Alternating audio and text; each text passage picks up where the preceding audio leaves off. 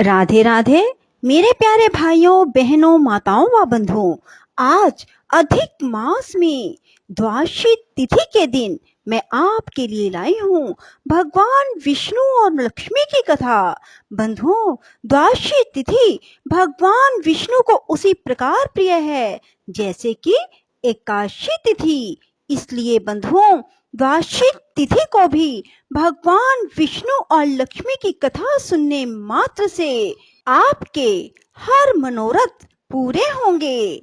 बंधुओं, यदि आपने हमारे चैनल को अब तक सब्सक्राइब नहीं किया तो जरूर करें और बेल आइकन दबाना ना भूलें ताकि आपको हमारी आने वाली सभी वीडियोस की जानकारी सबसे पहले हो सके।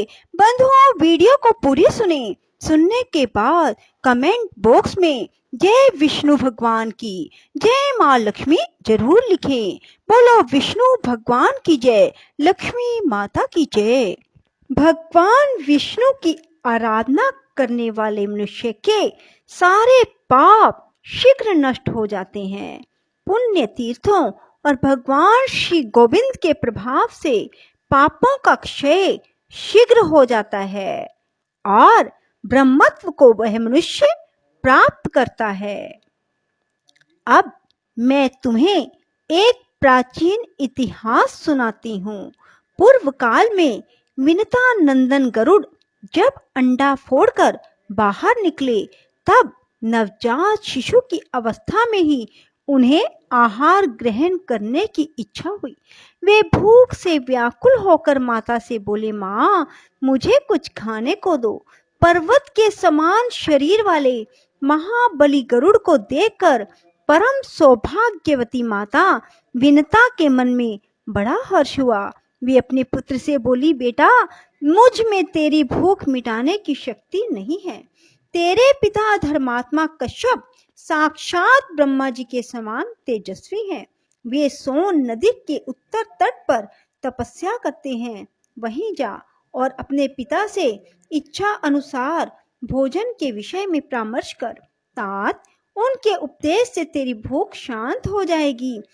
ऋषि कहते हैं, माता की बात सुनकर मन के समान वेग वाले महाबली गरुड़ एक ही मुहूर्त में पिता के समीप जा पहुंचे। वहां प्रज्वलित अग्नि के समान तेजस्वी अपने पिता मुनिवर कश्यप जी को देखकर उन्हें मस्तक झुका प्रणाम किया और कहा, प्रभु मैं आपका पुत्र हूँ और आहार की इच्छा से आपके पास आया हूँ। भूख बहुत सता रही है, कृपा करके मुझे कुछ भोजन दीजिए। कश्यप जी ने कहा, बस उधर समुद्र के किनारे विशाल हाथी और कछुआ रहते हैं। वे दोनों बहुत बड़े जीव हैं, उनमें अपार बल है। वे एक दूसरे को मारने की घात में लगे हैं।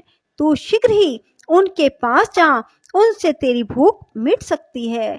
पिता की बात सुनकर महान वेगशाली और विशाल आकार वाले गरुड़ उठकर वहां गए और उन दोनों को नखों से विदीर्ण करके चोंच और पंजों में लेकर विद्युत के समान वेग से आकाश में उड़ चले।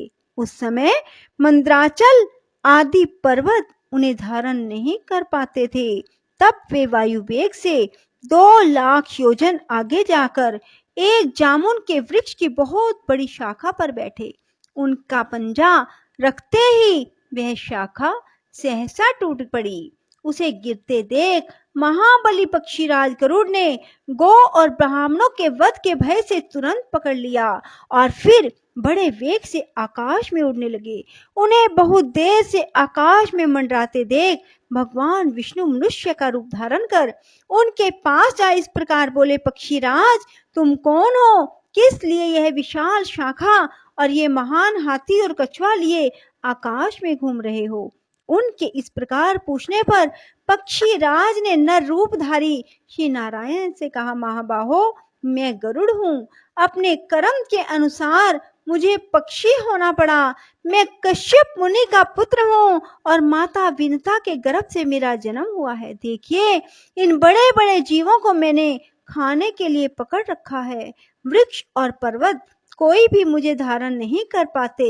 अनेकों योजन उड़ने के बाद मैं एक विशाल जामुन का वृक्ष देखकर इन दोनों को खाने के लिए उनकी शाखा पर बैठा था, किंतु मेरे बैठते ही वह भी सहसा टूट गई।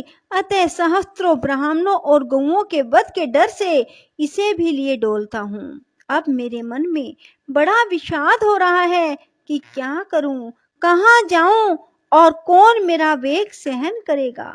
श्री विष्णु बोले, अच्छा, मेरी बाह पर बैठकर तुम इन दोनों हाथी और कछुए को खाओ। गरुड़ ने कहा, बड़े बड़े पर्वत भी मुझे धारण करने में असमर्थ हो रहे हैं, फिर तुम मुझ जैसे महाबली पक्षी को कैसे धारण कर सकोगे। भगवान श्री नारायण के सिवा दूसरा कौन है जो मुझे धारण कर सके। तीनों लोकों में ऐसा कौन पुरुष है जो मेरा भार सह सकेगा।